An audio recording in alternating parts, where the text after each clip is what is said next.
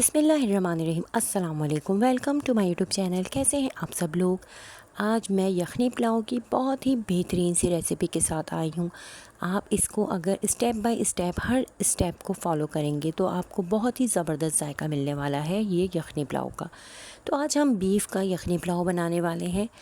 मैंने यहाँ बीफ लिया है तकरीबन 1 से सवा किलो। इसमें हड्डियाँ हैं, चर्बी है और बोटियाँ हैं साफ़। यखनी के गोश्त में अगर चर्बी का अच्छा इस्तेमाल किया जाए तो यखनी बहुत अच्छी बनती है।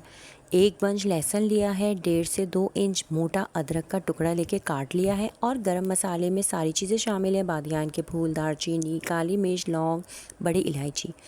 4 अदद दरमियानी साइज़ की प्याज लेके मोटा मोटा इसे मैंने काट लिया है और 2 चमचे भर के टेबल स्पून जो है हमने यूज़ किए हैं सौंफ और 2 ही टेबल स्पून हम इसमें साबुत धनिया यूज़ करेंगे। ये तमाम यखनी का सामान है। यखनी बनाने के लिए 8 कप चाय के मैंने पानी भरकर रख दिया था पतीली में और ये पानी जब गर्म हो गया तो अब हम इसमें गोश्त शामिल कर देंगे। अब मैंने यहाँ पे पूरा गोश्त इसमें डाल दिया है। थोड़ी देर तक इसे उबलने के लिए रख देंगे। अब एक नेट का कपड़ा हम लेंगे जिसमें सौंफ और साबुत धनिया को हम पोटली बना लेंगे। तो ये सौंफ और साबुत धनिया जो हम यखनी में डालने वाले हैं वो ऐसे ही नहीं डालेंगे, उसको किसी चीज़ में हम बंद कर देंगे। तो ये मैंने नेट में इसको इस तरीके से इसकी पूरी एक पोटली से बना ली है और अब हम इसे यखनी में डाल देंगे। तो यखनी में जब अच्छी तरीके से उबाल आ जाएगा और ये जो झाग ऊपर से आ जाता है गोश्त का, ये चमचे की मदद से सारा निकाल देंगे। वैसे ज़्यादा तो झाग नहीं आया था लेकिन जो भी था उसे भी मैंने अच्छे तरीके से निकाल के बिल्कुल साफ़ कर दिया था। तो अब ये ऊपर से पानी बिल्कुल क्लियर हो जाएगा तो हम इसमें यखनी की जो चीज़ें हैं हमारी वो शामिल कर देंगे। इस टाइम यखनी की मैंने आंच तेज़ रखी हुई है क्योंकि अभी इसके अंदर अच्छे उबाल आने चाहिए। तो बस इस टाइम पे जब ये सफाई इसकी मैं कर दूँगी, तमाम झाग ऊपर से हटा दूँगी, तो उसके बाद इसमें सबसे पहले तो हम नमक शामिल करेंगे।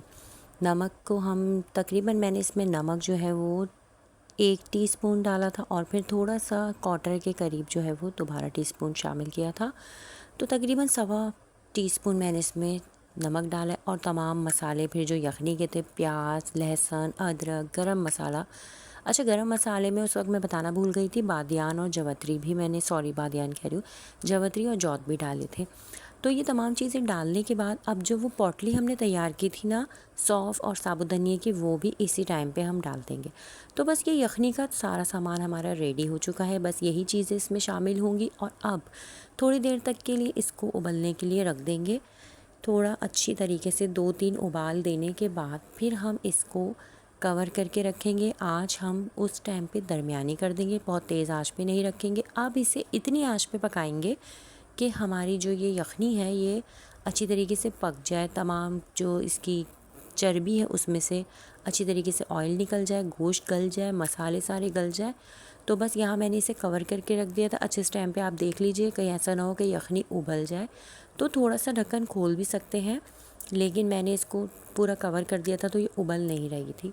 आप लेकिन ख़्याल रखिएगा। अच्छा, यहाँ पे आधा घंटा हो चुका है और आधे घंटे बाद ये देखें अभी हल्की हल्की ये खदबद मुसलसल चलती रहेगी और ऑयल अच्छी तरीके से चर्बी का निकल चुका है।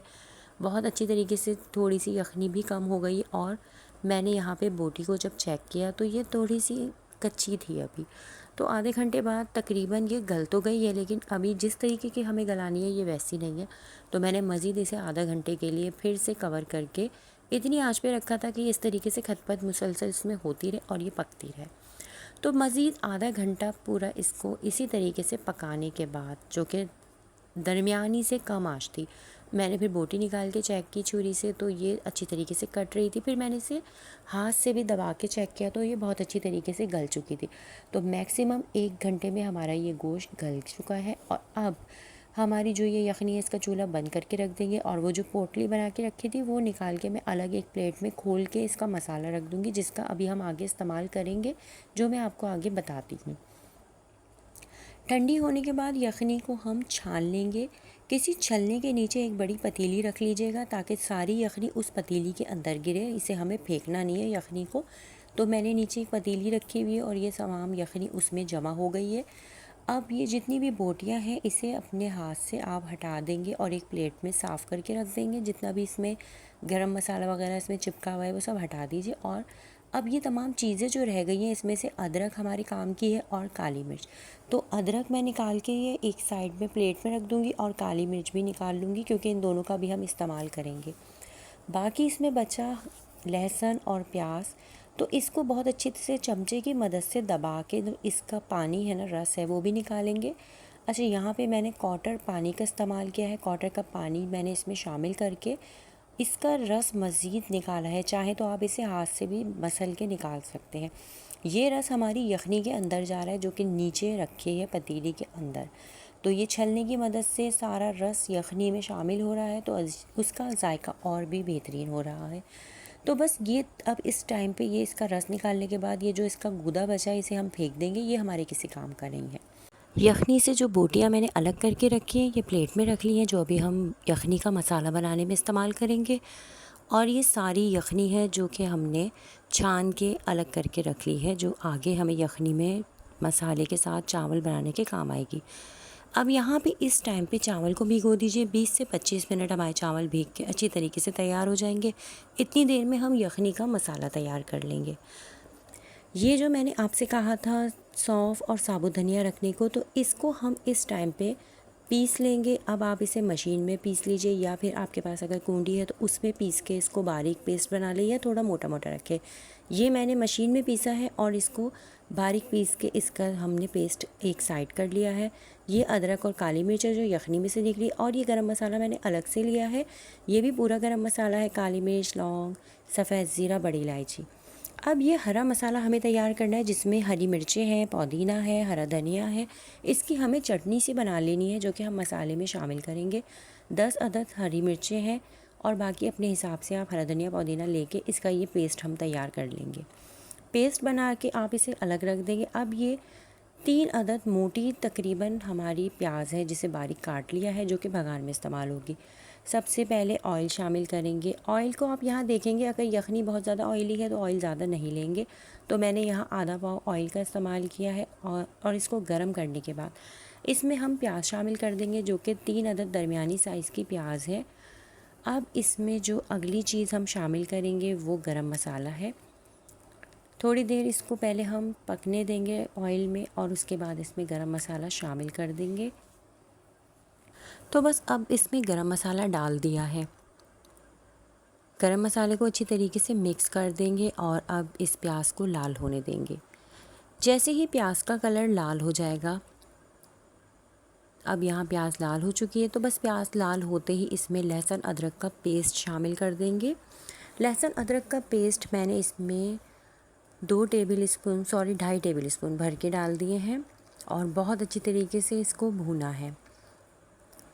लहसुन अदरक डालने के बाद बहुत अच्छी तरीके से भून के अब हम इसमें जो हमारा ये यखनी का गोश्त है वो शामिल करेंगे। अच्छा, ये अदरक और काली मिर्च मैंने इसी गोश्त के साथ शामिल कर दी है और इसमें डाल दी है, जो यखनी में से मैंने निकाली थी और इसकी कटिंग कर ली थी बारीक। अच्छी तरीके से इसको प्याज के साथ भून लेंगे। और जब इसको भून लेंगे तो फिर इसमें इसी टाइम पे हम सारे मसाले एक साथ शामिल कर देंगे, जो मैं भी आपको आगे बताती हूँ। क्योंकि गोश्त गला हुआ है तो हम ज़्यादा टाइम नहीं लगाएंगे, सारी चीज़ें एक साथ डाल के बस इसको तैयार करने की तरफ हम जाएंगे, ताकि ज़्यादा टाइम ना लगे। वैसे ही रेसिपी काफ़ी लंबी हो चुकी है। अब ये जो मैंने हरी मिर्चें, पुदीना का और हरा धनिया का पेस्ट बना लिया था, समझे चटनी सी बना ली थी, वो शामिल कर दी है। तकरीबन 3 भर के ये टेबल स्पून है, जो कि बहुत स्पाइसी है और बहुत अच्छा फ्लेवर देगा। ये जो सौंफ और साबुत धनिया का पेस्ट बना के रखा था, 2 से 2.5 टेबल स्पून है, ये ज़रूर डालिए, इससे बहुत अच्छा फ्लेवर आता है। यखनी की खुशबू और जायका बहुत ज़बरदस्त हो जाता है। इसके बाद 1 अदद टमाटर को काट लिया है, वो शामिल कर देंगे। हरी मिर्चें मैंने यहाँ पे मोटी वाली 3 अदद ली हैं, और उसे भी इसी वक्त हम शामिल कर देंगे। अब जो इसमें अगली चीज़ हम शामिल करेंगे वो दही है। दही मैंने इसमें 2 टेबल स्पून भर के शामिल कर दिए हैं। ये जो हम यखनी पुलाव का मसाला बना रहे हैं, ये तमाम चीज़ें इसमें डाल के जब आप इसका मसाला बनाते हैं तो बहुत अच्छा यखनी पुलाव का टेस्ट आता है। एक दफ़ा ये रेसिपी आप ज़रूर बनाइएगा, आपको बहुत अच्छा लगेगा। अब इन तमाम चीज़ों को बहुत अच्छी तरीके से मिक्स कर लेंगे, और इतनी देर तक इसको पकाएंगे कि जो टमाटर है ये अच्छी तरीके से गल जाए, हरी मिर्चें गल जाए। तो अभी मैं इसको कवर करके रख दूँगी तकरीबन 5 मिनट तक। तो 5 मिनट बाद जब मैंने चेक किया तो टमाटर गल चुके थे, तो बहुत अच्छी तरीके से भून के जो ये मोटे मोटे टमाटर इनको भी नरम कर लिया था। बस यहाँ पे हमारी यखनी का जो मसाला है वो तैयार है। अब हम इसमें चावल शामिल करेंगे। चावल जो 20 से 25 मिनट भीग चुके थे, तकरीबन ये 1.25 किलो चावल मैंने लिए, शायद मैं शुरू में बताना भूल गई हूँ।